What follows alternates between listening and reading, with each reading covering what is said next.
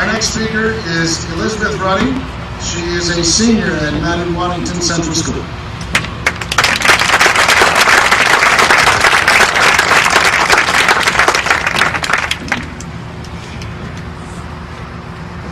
When people ask me where I live, I tell them Canada. It's simpler that way.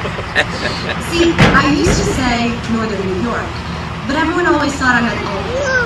And they'd get confused when I informed them that there was actually civilization if you continued 4 hours north. Though people from the city might not exactly call this civilization.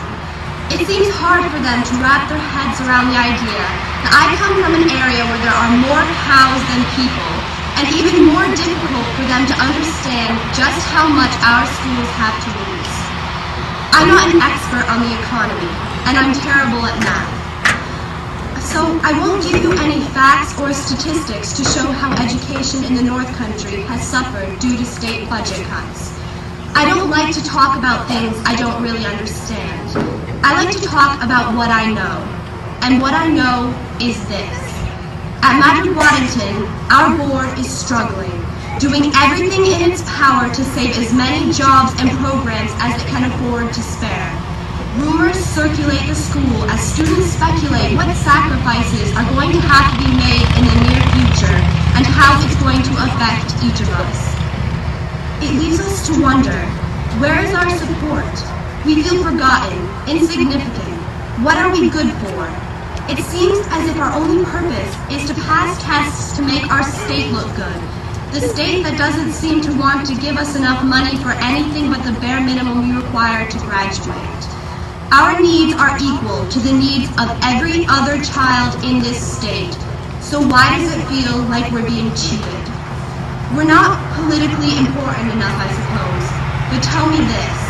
How are we supposed to change that if our lack of funding requires us to cut programs like speech and debate, which is one of the only ways that any student around here can learn about politics and the world we're going to be running someday?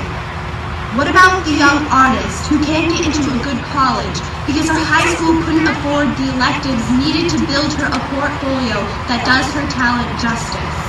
What about the aspiring musician who has exhausted every music elective in his school by his sophomore year and is forced to abandon his dream? What about the carpenters, engineers, and architects of the future who will never know the talents they possess? Our country is based on the principle of equal rights for all, so I don't think it's too much to ask for equity in educational funding. It isn't fair that the size of my graduating class should have an impact on the opportunities available to me. It's not right that we get left behind while kids in other schools grow up to be the politicians who decide how much money we get, sitting in their offices and wondering what the future will look like. Well, I can tell you, it looks like me. It looks like my sister, my best friend. It looks like that kid who feels like he's not good at anything because he's never had a chance to try anything that wasn't included in the core curriculum.